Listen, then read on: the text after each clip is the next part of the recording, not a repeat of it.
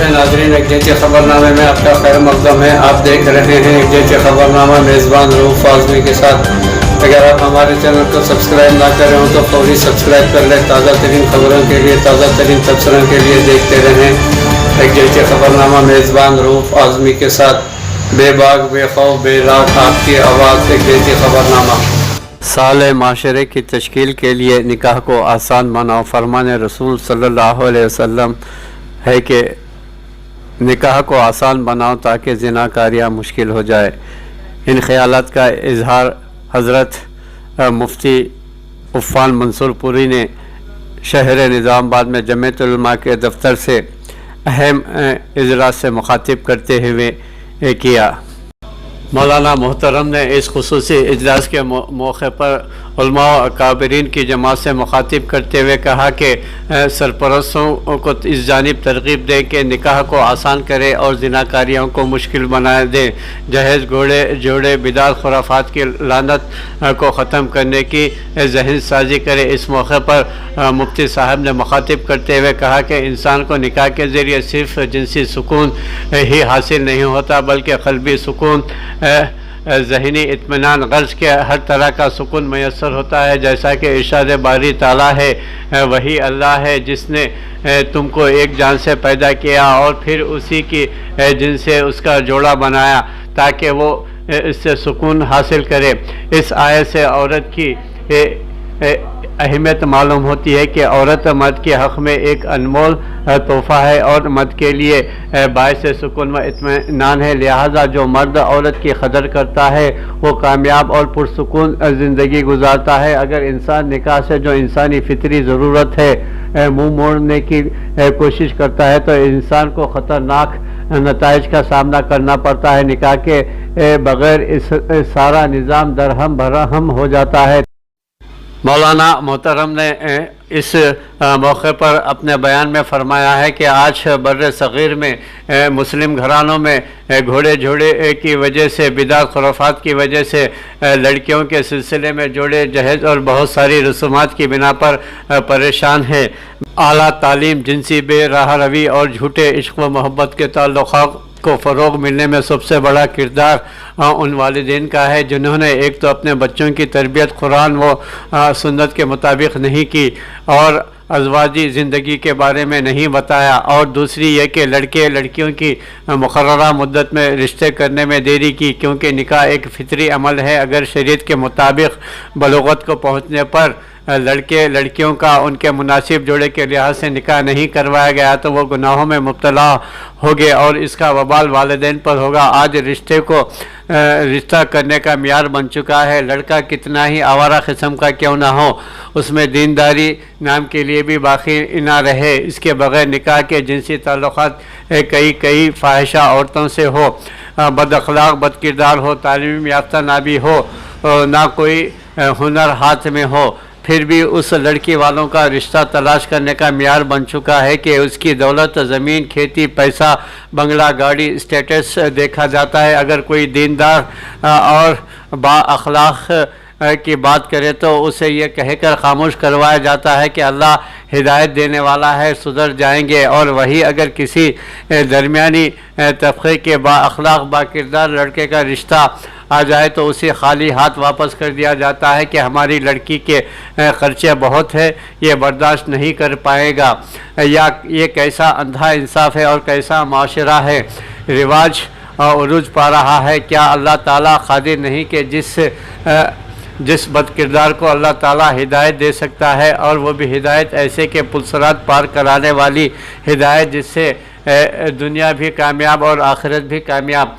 अल्लाह ताला के पास तो दुनिया की अहमियत मच्छर के पर के बराबर भी नहीं है, तो क्या वहदहू ला शरीका लहू इस दीनदार मिडिल क्लास लड़के को माल व दौलत से नहीं नवाज सकता। असल चीज़ तो आखिरत है। अल्लाह इतना मेहरबान है कि आखिरत की कामयाबी दे रहा है, दुनिया कौन सी बड़ी बात है। बहरहाल इस मौके पर मुफ्ती मोहतरम साहब ने जमीयत उलमा के अफराद को इस बात की तरफ इशारा दिया कि वो निकाह को आसान बनाने की तरफ़ैन को तरगीब दे और समाज में जो बुराइयां फैल रही है उसको दूर करने की हत्तल इम्कान कोशिश करते रहें और سرپرستوں کی ذہن سازی کریں کہ نکاح کو آسان بنائیں تاکہ بدعمالیاں بد کرداریاں کا سماج سے خاتمہ ہو سکے اور جہیز لین دین اور بدعت وغیرہ کا خاتمہ بھی ہو سکے۔ مرحوم راحت اندوری نے کیا خوب کہا ہے، لگے گی آگ تو آئیں گے اور بھی کئی گھر زد میں، گلی میں صرف غیروں کا مکان تھوڑی ہے۔ اسے اجلاس کے موقع پر جمعیت علماء کے نظام آباد کے صدر مولانا سید سمیع اللہ قاسمی و نائب صدر مولانا لئیق قاسمی بودھن، مولانا اسماعیل عارفی صدر حج کمیٹی نظام آباد و جمعیت علماء کے ترجمان و معتمد حج سوسائٹی محمد نصیر الدین، موظف لیکچرر محمد افضل، رکن عملہ جمعیت کے علاوہ دیگر علماء و حفاظ کی کثیر تعداد موجود تھی۔ اجلاس کی کارروائی معتمد عمومی مولانا قیم شاکر نے چلائی۔ اجلاس کا اختتام مولانا محمد لئیق قاسمی کی دعا پر عمل میں لایا گیا۔ جب اللہ رب العزت والجلال نے ہماری فکری ضروریات کی تکمیل کے لیے بھی دائرہ کار مقرر فرمایا ہے، اس کے لیے ضوابط متعین فرمائے ہیں، تو ہر مومن کی اور مسلمان کی یہ ذمہ داری ہے کہ وہ دائرہ شریعت میں رہتے ہوئے تمام امور کو انجام دینے والا بنے۔ آج افسوس کے ساتھ یہ کہنا پڑتا ہے کہ ناجائز روابط و تعلقات کا عموم ہو رہا ہے اور جائز طریقوں سے رشتوں کو قائم کرنا ہمارے سماج و معاشرے میں مشکل ہو رہا ہے۔ ریلیشن شپ قائم کرنا آج کے زمانے میں فیشن سمجھا جاتا ہے۔ نوجوان لڑکوں اور لڑکیوں کا آپس میں دوستی گاٹھنا آج کے زمانے میں ترقی کا باعث و سامان سمجھا جاتا ہے، اور اسی رشتے کو اگر نکاح کے ذریعے پاکیزگی عطا کرنے کی کوشش کی جائے تو ہمارے سماج نے نکاح جیسے پاکیزہ عمل کو ایسے رسوم و رواج میں اور جبرن میں بند کر دیا ہے کہ اس پاکیزہ رشتے کا قیام ایک متوسط طبقے کے بھائی کے لیے بہت مشکل اور دشوار ہو رہا ہے۔ ضرورت اس بات کی ہے کہ ہم شریعت اسلامیہ کی ہدایات کے مطابق نکاح کے عمل کو مہم چلا کر، مشن بنا کر، تحریک چلا کر سماج و معاشرے میں آسان سے آسان تر بنانے کی کوشش کریں اور لوگوں کے دلوں میں اور ذہن و دماغ میں یہ بات اتاریں کہ سب سے زیادہ بابرکت نکاح اللہ اور اس کے رسول صلی اللہ علیہ وسلم کی نگاہ میں وہی ہے جو سب سے زیادہ سہولت و آسانی کے ساتھ اور کم خرچے میں انجام دیا جائے۔ نکاح جتنا مشکل ہوگا زنا اتنا ہی آسان ہوگا، جائز تعلقات کا قیام جتنا مشکل ہوگا ناجائز تعلقات اتنے ہی دنیا کے اندر عام ہوں گے، اور جب ناجائز تعلقات کا عموم ہوگا تو اللہ کے غضب اور غصے کو دنیا میں نازل ہونے سے پھر کوئی طاقت روکنے والی نہیں۔ نبی کریم علیہ السلام نے ایک روایت میں ارشاد فرمایا ہے کہ یہ امت اس وقت تک کامیابی اور فلاح کے راستے پر چلتی رہے گی، اس امت کے لیے عزت و شکوت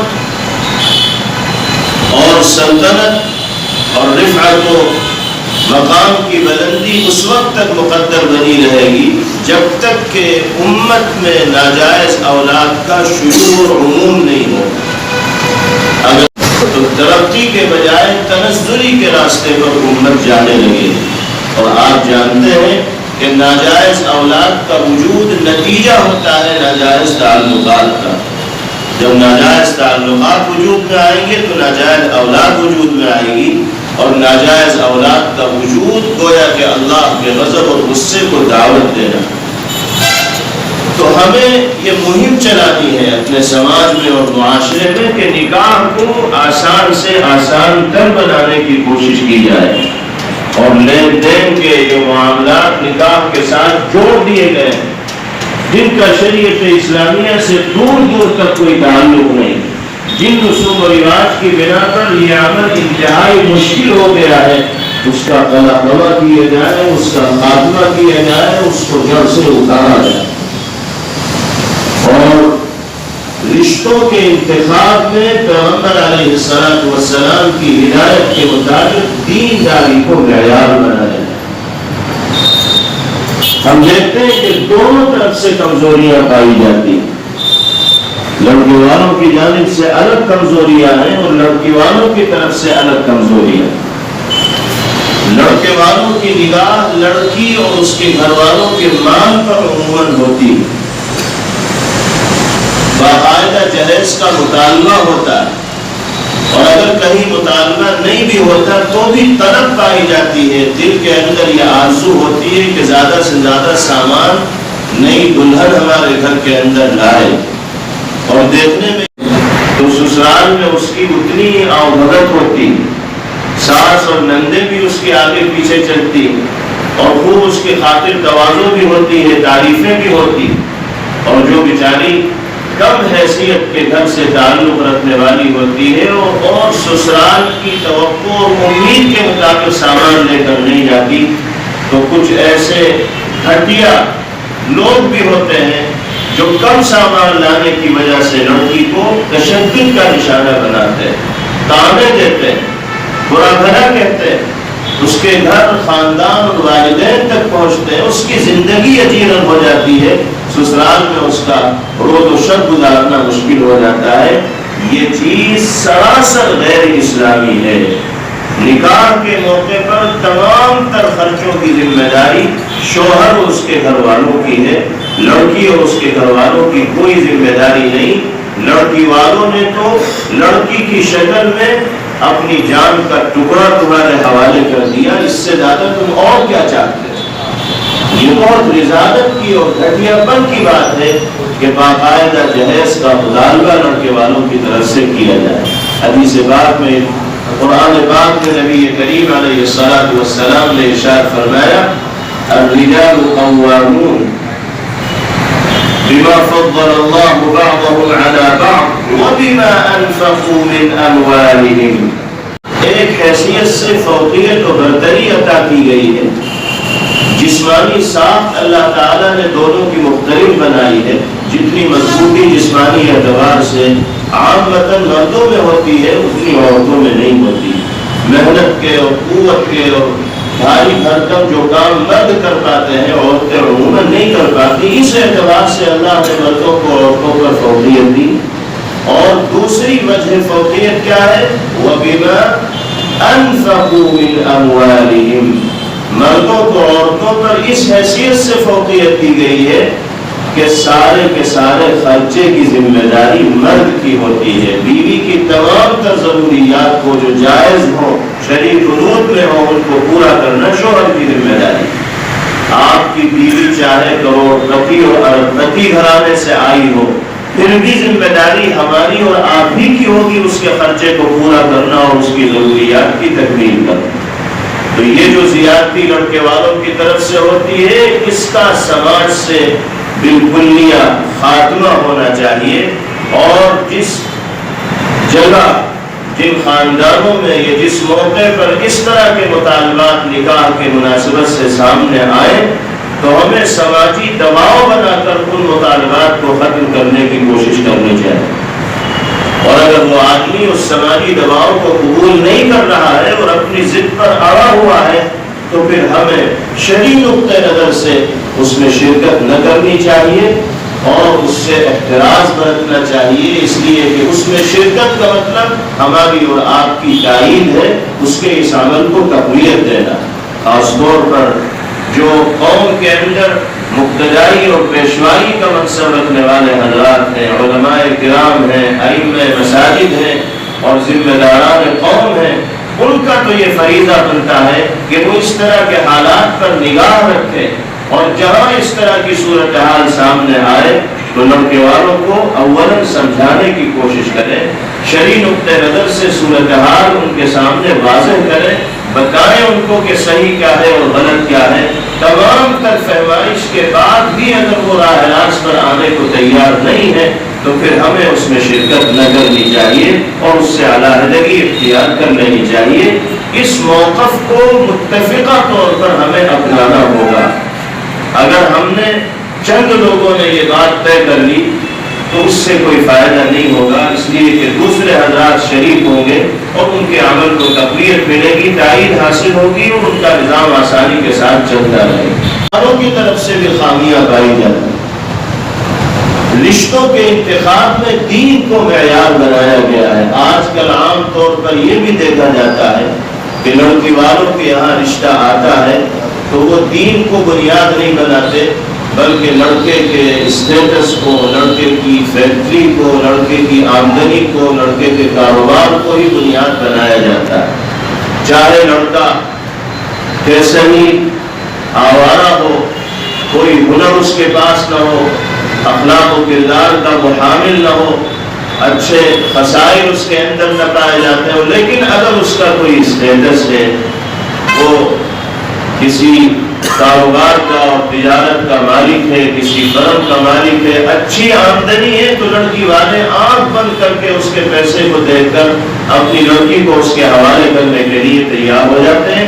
اور جب لڑکی والوں کا کوئی خیر خواہ ان سے یہ کہتا ہے کہ بھئی اس لڑکے کے عادات و اطوار تو دیکھو، اس کا چال چلن اور طور طریق تو دیکھو کہ دین سے کتنا دور ہے، تو لڑکی والوں کی طرف سے جواب ملتا ہے کہ کوئی بات نہیں، اللہ تعالیٰ سدھار دیں گے، اس کو دین کی سمجھ مل جائے گی، ابھی تو ہونے تو جو ہو رہا ہے۔ اس کا نتیجہ یہ ہوتا ہے کہ وہ اپنے عادات سے باز نہیں آتا اور لڑکی کی زندگی اجیرن کے اندر مبتلا ہو جاتی ہے۔ اس کے بالکل برخلاف اگر ایک متوسط طبقے کے لڑکے کا رشتہ لڑکی والوں کے پاس آتا ہے تو اس کی کم آمدنی کی وجہ سے لڑکی والے رشتہ کرنے کو تیار نہیں ہوتے کہ ہماری بچی ناز و نعم کے اندر پلی ہے، یہ لڑکا ہماری بچی کے خرچوں کو نہیں برداشت کر سکتا، ٹھیک ہے وہ دیندار ہے لیکن اس کی آمدنی کم ہے، اس وجہ سے ہم بچی اس کے حوالے نہیں کر سکتے۔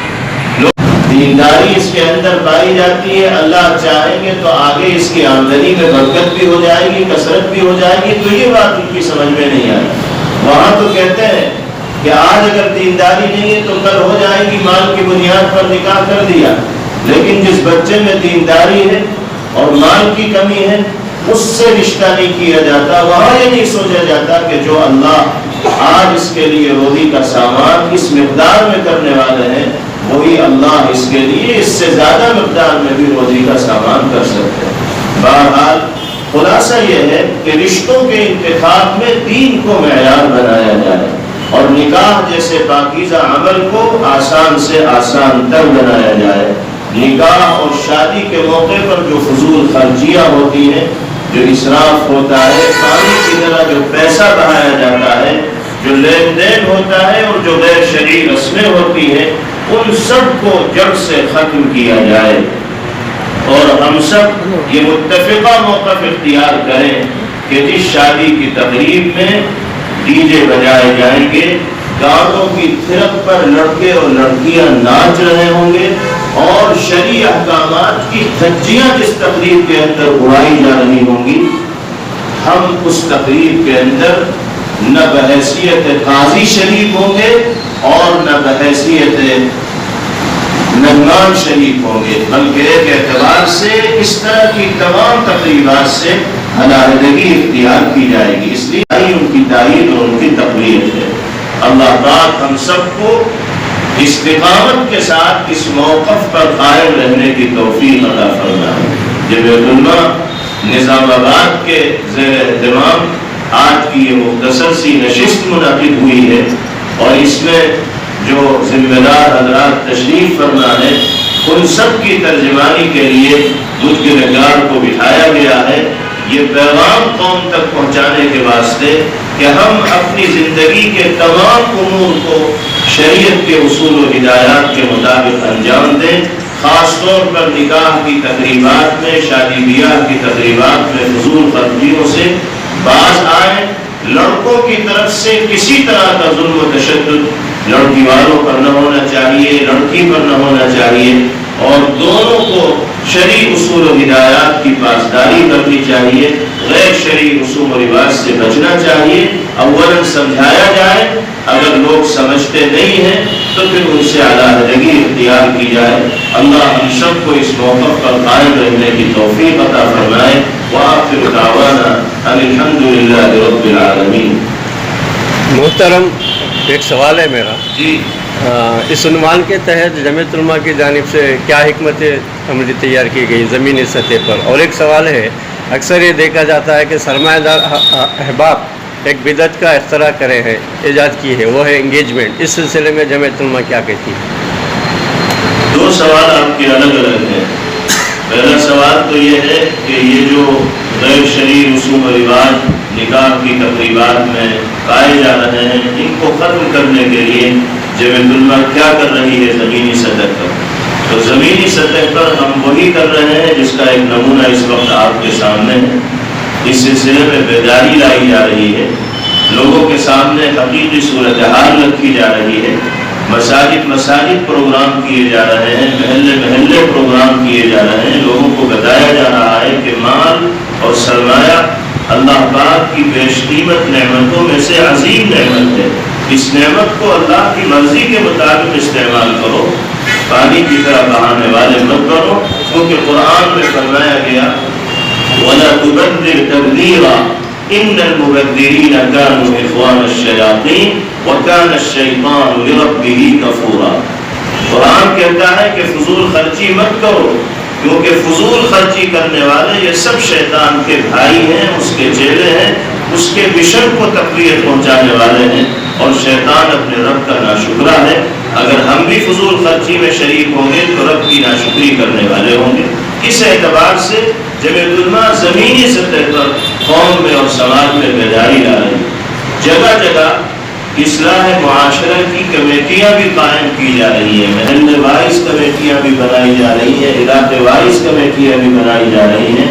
ہمیں امید ہے کہ شہر نظام آباد میں بھی اس طرح کی کمیٹیوں کا قیام انشاءاللہ جلد ہی عمل میں آئے گا، تو پھر اس کام کو قابو میں کرنا اور آسان ہو جائے گا. علاقے کے اعتبار سے، محلے کے اعتبار سے ذمہ داران کی ایک ٹیم تیار کی جائے گی جو اس طرح کی تقریبات پر نگاہ رکھے گی، اور جہاں خلاف شرع اعمال ہوں گے ان کو روکنے کی حد تک امکان کوشش کی جائے.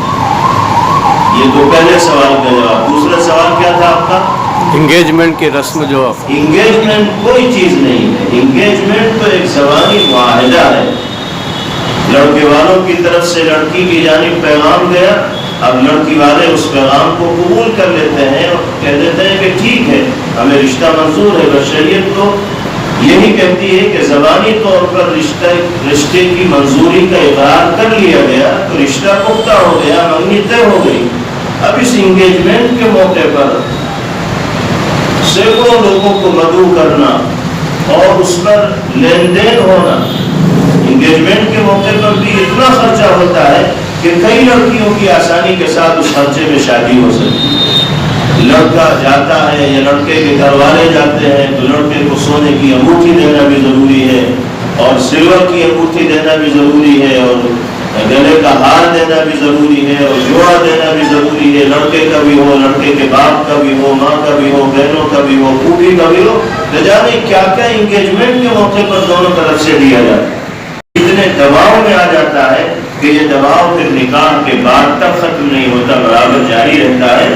تو جب نکاح کے موقع پر، ولیمے کے موقع پر، شادی کے موقع پر کسی طرح کی فضول خرچی کی اجازت نہیں ہے، تو انگیجمنٹ کے موقع پر بھی کسی طرح کی کوئی اجازت نہیں ہو سکتی. بڑی سادگی کے ساتھ انگیجمنٹ کے عمل کو انجام دینا چاہیے. اس موقع پر دعوت کا کوئی اہتمام نہ ہونا چاہیے اور لین دین کا کوئی طریقہ سماج کے اندر رائج نہ ہونا چاہیے. شکریہ. سفر ہے اور 2 بجے سے پہلے مفتی صاحب کو حیدرآباد بھی پہنچنا ہے. مفتی صاحب یہاں تشریف لائے، ہم اس کا دلی گہرائیوں سے شکریہ ادا کرتے ہیں. اور اس موقع پر میں اس بات کی سراہد کرتا چلوں کہ زمینی سطح پر الحمدللہ شہر نظام آباد کے اندر 11 محلوں کے اندر کمیٹیاں بنائی جا چکی ہیں اصلاح معاشرہ کے نام سے. مزید انشاءاللہ رمضان سے قبل اور مزید مہینوں کے اندر کمیٹیاں تشکیل دی جائیں گی، اور پھر یہی کمیٹی کے ذمہ داران اپنے اپنے محلے کے اندر جہاں پر بھی نکاح का मामला चल रहा हो उन घरानों पर नजर रखेंगे और उनको कुरान और हदीस की बात बताकर इंशाअल्लाह उनसे बाहमी गुफ्तशुनी करके उनको समझाया जाएगा कि जहेज का मुतालबा और मंगनी की रस्में वगैरह जितने भी मेजा रसूम रिवाज होते हैं इन तमाम से उनको वाकिफ कराया जाएगा। और फिर जैसा कि मुफ्ती साहब ने कहा कि समझाने के बावजूद भी अगर कोई लोग नहीं मानते हैं तो हम उनकी शादियों में और उनके प्रोग्रामों में शिरकत का बाइकाट करेंगे और हम लोग खुद उसके अंदर शरीक नहीं होंगे। दूसरी बात, काजी शहर जनाब काजी शौकत साहब से बात हो चुकी है। अल्हम्दुलिल्लाह काजी साहब ने हमारे इस प्रोग्राम से पहले ही अमलन आगाज कर दिया है और जो भी लोग वहाँ रिश्ते का नाम लिखवाने के लिए आते हैं उनसे काजी साहब हजरत मुफ्ती अफान साहब का ही हवाला देकर यही बोल रहे हैं कि देखो मुफ्ती साहब ने निकाह पढ़ाने से मना कर दिया, जहेज का मुतालबा अगर है तुम्हारी तरफ से तो हम भी नहीं पढ़ाएंगे और अगर शादी ब्याह के अंदर तुम्हारे डीजे बज रहा है, गाना हो रहा है, ऑर्केस्ट्रा हो रहा है तो हम तुम्हारा निकाह नहीं पढ़ाएंगे। काजी साहब ने बाकायदा अमलन इसका आगाज कर दिया और काजी साहब ने जमीयत का शुक्रिया अदा किया है और कहा है कि मेरा नाम लेकर के मेरी जानिब से जमीयत की तारीफ करते हैं। हम काजी साहब का भी शुक्रिया अदा करते हैं और हमारी बैठक में भी नायब काजी हजरात भी मौजूद हैं, उनकी मौजूदगी में प्रेस कॉन्फ्रेंस मुनक़िद की गई है। अल्लाह तबारक व तआला से हम दुआ करते हैं कि अल्लाह पाक हमें दीन की तमाम बातों के ऊपर इखलास और इस्तिक़ामत के साथ अमल करने की तौफीक अता फरमाए और हमारी मरकज़ी जमीयत के जनरल सेक्रेटरी हज़रत मौलाना महमूद मदनी साहब और जनाब अलहाज हाफिज़ पीर शफी साहब अल्हम्दुलिल्लाह इस हवाले से बहुत सरगर्म है और मुख्तलिफ सतह पर इस काम को बुराइयों का खात्मे के लिए कोशिश कर रहे हैं और बहुत ही फिक्रमंद अंदाज में वो इस काम को आगे बढ़ा रहे हैं। हम उनको दुबारा उनका भी शुक्रिया अदा करते हैं। हज़रत मौलाना मलिक साहब जो हमारे सरपरस्त हैं, हज़रत से गुजारिश करता हूँ कि मुख्तसर सी दुआ फरमाएं। अल्लाह हमारे गुनाहों को माफ़ फरमाइए, मुआशरे से इस नासूर को ख़त्म फरमाइए। अल्लाह यकीन आप करने वाले हैं और आपकी इजाज़त करती है। अल्लाह जरिए के तौर पर हम लोग इस्तेमाल हो जाएँ। अल्लाह हम सबको इस बात मुत्तफ़क़ा तौर पर हम सब मिलकर के इस काम को करें। अल्लाह बाहमी हमारे अंदर जो इंतशार है उसको ख़त्म फरमाकर इस अमल को जारी और सारी फरमाइए। अल्लाह हमारी इस मजलिस को कबूल फरमाइए, हमारे इस बैठने को कबूल फरमाइए। अल्लाह इसके अंदर जान डालकर हमारे इस बुजुर्ग की बातों को हमारे सामने पेश की गई हैं। अल्लाह उसको अमली तौर पर नमूना बनाकर अल्लाह हमारी इस बस्ती में, हमारे शहर में, हमारे स्टेट में, हमारे मुल्क में अल्लाह इसको नमूना बना दीजिए। अल्लाह हम सब के अंदर हिम्मत नसीब फरमाइए, मुकम्मल इस्लाम पर चलने की तौफीक नसीब फरमाइए, मुकम्मल दीन को इख्तियार करने की तौफीक नसीब फरमाइए। अल्लाह हम सब की मुरादों को पूरी फरमाइए। सुभान रब्बिक रब्बिल इज्जति अम्मा यसिफून व सलामुन अलल मुरसलीन।